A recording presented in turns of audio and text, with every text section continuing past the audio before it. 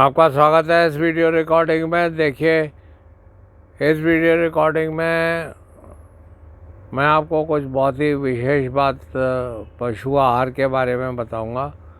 वैसे मतलब मैं रोज़ ही वीडियो बनाता हूं, तो आप सब्सक्राइब करिए तो आपको नए नए वीडियो मिलते रहेंगे अगर आप इसे लाइक करते हैं।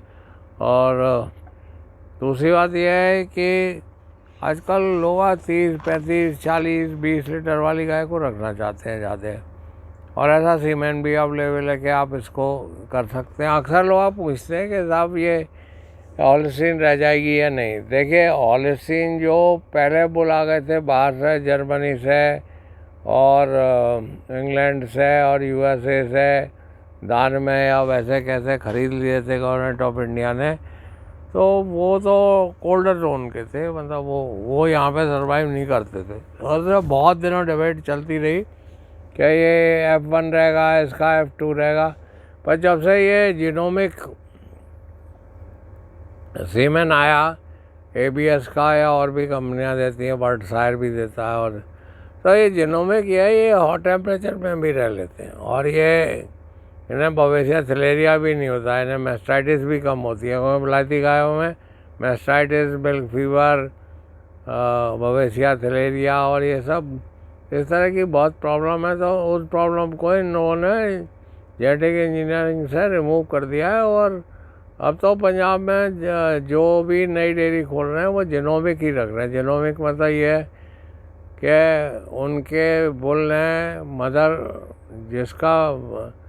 जिसका बच्चा है वो जितना उसकी मदर ने दूध दिया, उसकी बछिया ने उससे ज़्यादा दूध दिया। तो ऐसे बुल सेलेक्ट करके ले आए, फिर उसमें कोई डिफेक्ट है, अगर वो गर्मी मानती है। देखिए, हॉलिस्टीन भी दो तरह की होती हैं, एक तो जो है हॉट क्लाइमेट के लिए होती है, एक कोल्ड क्लाइमेट के लिए होती है। तो जैसे इज़राइल है, वो हॉट क्लाइमेट की। इज़राइल जो है दुनिया में सबसे ज़्यादा एवरेज मिल्क प्रोडक्शन प्रोड्यूस करने वाला कंट्री है। उनका एवरेज मिल्क प्रोडक्शन जो है 35 लीटर से। यूएसए का जो है वो 30 लीटर से, और यूएसए की गाय जो है 600-700 किलो के बीच में होती है। इसराइल की 550 किलो की होती है, इंडिया में 350-400 की होती है। तो ऐसा नहीं है जब वो गाय छोटी हो जाती है तो वो दूध कम देगी, ऐसी कोई बात नहीं है। देखिए, वो वाली हॉलिस्टीन निकाल देना उसे।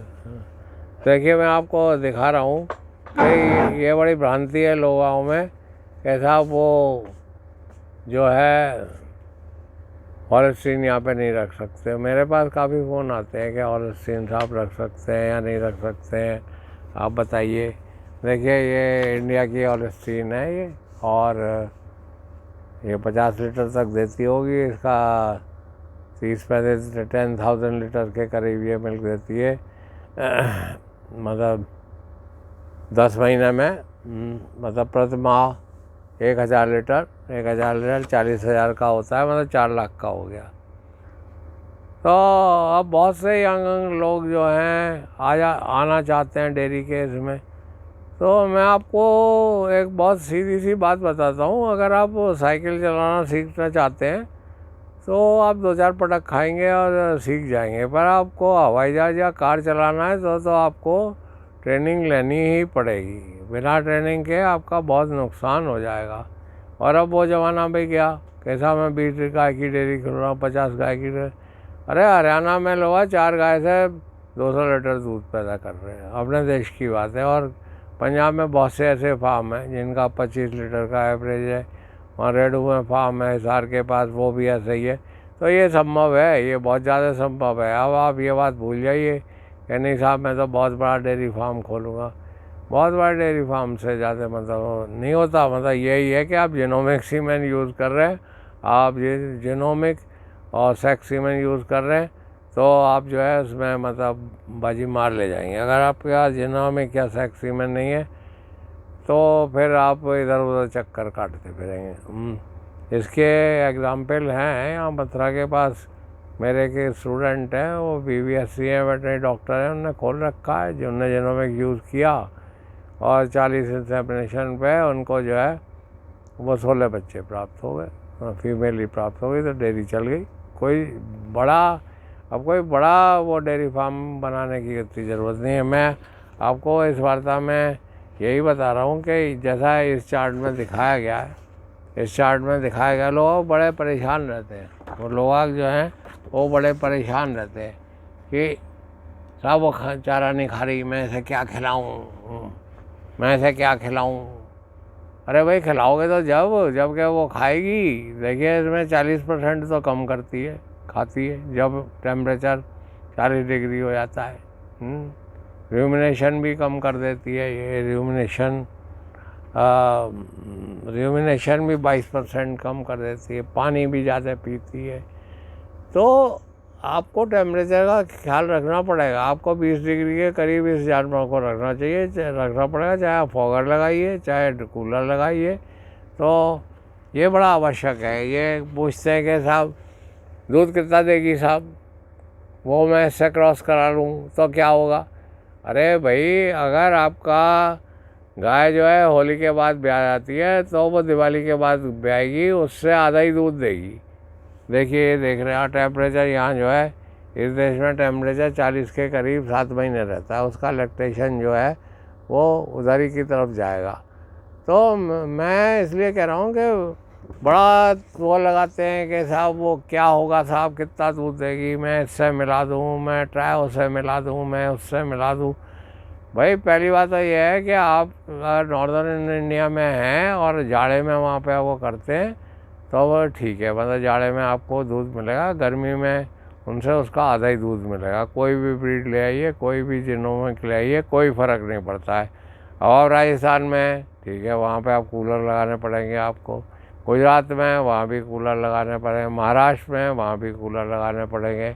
और ईस्टर्न इंडिया है वहाँ कूलर की ज़रूरत है नहीं, वहाँ स्प्रिंकलिंग और वाटर मतलब होगा। तो इनका हॉलिस्टीन को आप बताओ, हॉलिस्टीन जर्सी को कहीं भी रख सकते हैं भारतवर्ष में। कश्मीर में ले जाते हैं लोग, उनका वहाँ से अमृतसर से वो दुगना डेढ़ गुना दूध कर देते हैं। वो जो है जानवर बंगाल में आ जाते हैं, वहाँ उनकी मट्टी पलीत हो जाती है, बिहार बंगाल। तो वहाँ पे स्प्रिंकलिंग ऑफ वाटर चाहिए हैं। और जो डेजर्ट है जैसे हरियाणा है और आपका गुजरात है और राजस्थान है, इसमें जो है फॉगर आप लगा लिए तो जहाँ ह्यूमिडिटी कम है वहाँ तो ज़्यादा प्रॉब्लम नहीं है। और जहाँ ह्यूमिडिटी ज़्यादा है वहाँ पे आप इनको मतलब अगर गर्मी में ब्रीड करेंगे, हमारे यहाँ भी कहते हैं कि सावन भादों में साहब गाय ब्याह जाए तो बहुत दिक्कत हो जाए, बच जाए तो बहुत। अभी मेरे पास कल 4-5 फ़ोन आए, मतलब मर गई गाय, मतलब वो ऐसा है उसे उसे जब वो फुट एंड माउथ या थलेरिया या ये ज़्यादा होता तो उनका टेम्परेचर इन्वायरमेंटल टेम्परेचर के संग ही 107, 105, 104 रहता है। और उसमें अगर आपने एंटीबायोटिक लगा दिए तो फिर और दयनीय दशा हो जाती है। तो ये इन्वायरमेंटल कंट्रोल की बात है। और आप लोग कहते हैं साहब डेयरी बनाना चाहता हूँ मैं, अब वो डेयरी बनाना, अच्छा भाई पहले ये डिसाइड कर लीजिए आप कौन सी ब्रीड रखते हैं। अगर आप गिरी रख रहे हैं तो आपको क्लोज हाउस ही करना पड़ेगा, अगर आप हॉलिस्टीन रख रहे हैं तो ओपन हाउस करना पड़ेगा। इसमें यह है कि ये जो विलायती गाय हैं ये 500 लीटर मीथेन अपने मुंह से रोज़ निकालती हैं, तो ये बहुत गर्मी करती हैं। अगर आपने 500 लीटर 5000 लीटर जो है मीथेन पर डे 10 गाय रख ली, 5000 मतलब उसमें 10 कारें चला सकते हैं, इतनी मीथेन निकालती हैं ये। तो इनकी एक तो छत ऊंची होनी चाहिए 20 फुट पे, और इनमें चारों तरफ से हवा आना चाहिए। और अगर आप मतलब हॉट एंड ड्राई में तो फॉगर होने चाहिए, और अगर आप हॉट और ह्यूमिड में है तो वहाँ स्प्रिंकलिंग ऑफ वाटर और फैन होने चाहिए। तो इसके बारे में जो भी आप मुझसे पूछना चाहते हैं, आप कभी भी पूछना चाहिए, पूछ सकते हैं। मतलब मैं मुझ पर इस बात पे बहुत तरस आता है कि साहब वो इंजीनियर साहब आ गए, उन्होंने डेयरी बना दी है। अरे भाई डेयरी इंजीनियर साहब ये नहीं जानते कौन सी गाय जो है किस वातावरण में कहाँ पे हिंदुस्तान में रहेगी। बेंगलोर का हिसाब दूसरा है, गुजरात का हिसाब दूसरा है, महाराष्ट्र का हिसाब दूसरा है, चेन्नई का हिसाब दूसरा है, आंध्रा का हिसाब दूसरा है। तो आप हमारा डेयरी स्कूल भी है, हम बताते हैं। और हमारा हमारा लड़का ही कहता है आप सबको बैठ के क्यों नहीं एक संग पढ़ा देते। हमने कहा इसलिए नहीं पढ़ाते हैं कि हमारी क्लाइमेट डिफरेंट है और बड़े फार्मर भी है, छोटे फार्मर भी है। तो और हमारा ये है कि डेयरी में हम ये चाहते हैं कि एम्प्लॉयमेंट जनरेशन हो और इनकम जनरेशन हो। तो एम्प्लॉयमेंट और इनकम जनरेशन जब ही होगी जबकि आप सेक्स सीमन यूज़ करेंगे और इसको फॉलो करेंगे। अगर आपके 40 डिग्री से ज़्यादा टेम्परेचर है तो आपकी कोई भी डेयरी सक्सेसफुल नहीं होगी। अगर आप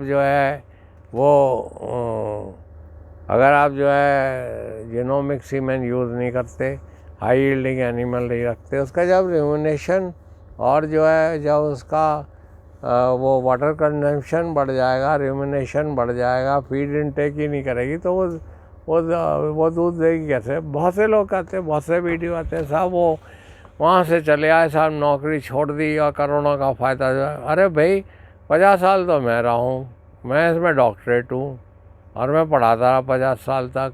मैंने 4000 जानवर भी रखे। तो अगर मैं करोड़पति बन सकता तो मैं ये जो है मास्टरी काय को करता। मैं तो साफ बात कह रहा हूँ कि ये जो रोज़ी पिक्चर है, लोगों ने रोज़ी पिक्चर दिखा रखी है कि साहब इसमें उसमें बच्चे लोग फंस जाते हैं और बड़ा बड़ा नुकसान होता है, मतलब बहुत नुकसान होता है। तो उस नुकसान का कारण यही है कि हाई टेम्परेचर पे ये जो है 40% 50% कम खाते हैं, ये 100 लीटर पानी पी जाते हैं और इनका रिम्यूनेशन भी 22% कम हो जाता है।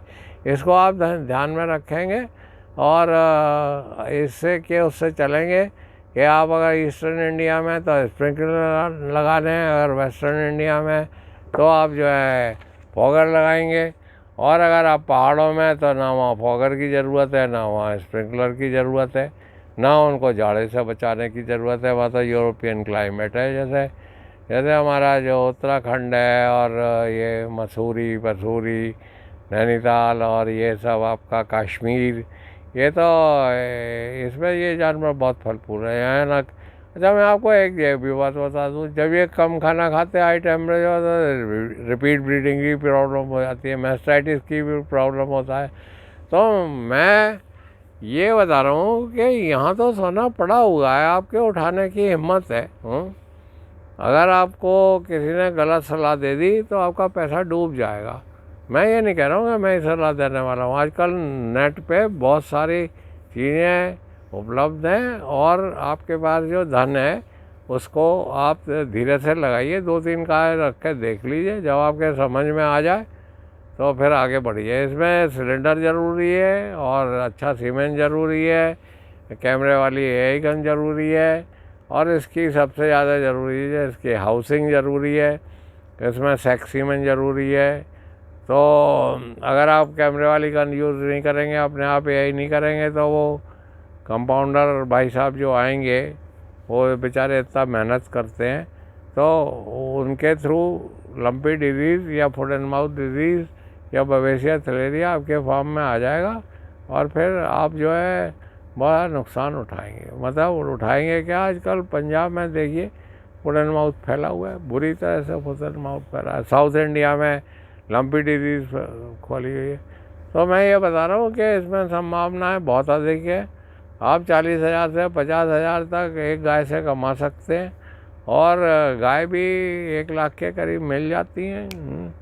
तो ये बड़ा ही अच्छा है आपके। मैं डेयरी स्कूल भी चलाता हूँ, 5 दिन का कोर्स है, तो वो आप संपर्क कर सकते हैं। हमारे डेयरी जो ट्रेनर हैं, डायरेक्टर साहब हैं डेयरी इसके डेयरी ट्रेनिंग कोर्स के, ये राकेश राठौर जी हैं। इनका टेलीफोन नंबर 7300771117 है। आप इसमें नीचे भी दिया हुआ है, आप इनको संपर्क कर सकते हैं और ये आपको ट्रेनिंग के बारे में बता देंगे। हम लोग आर्टिफिशियल इंसेमिनेशन कैमरे वाली गन से भी उसकी भी ट्रेनिंग देते हैं, ऑन फार्म भी है, ऑनलाइन भी है। तो आप संपर्क करिए। मैं रिटायर्ड प्रोफेसर हूँ, मैं डॉक्टरेट हूँ और अवार्डेड हूँ गवर्नमेंट ऑफ इंडिया से, डीबीटी से। एम्ब्रो ट्रांसफ़र में मेरी एम्ब्रो ट्रांसफ़र लैब भी है, भास्कर शर्मा जी है वो फाइनेंस करते हैं इसको यहाँ। पंतनगर यूनिवर्सिटी बरेली के पास है ये, उत्तराखंड में। आप कभी भी मुझको रिंग कर सकते हैं। मेरा टेलीफोन नंबर 8979748686 है, जो नीचे दिया गया है।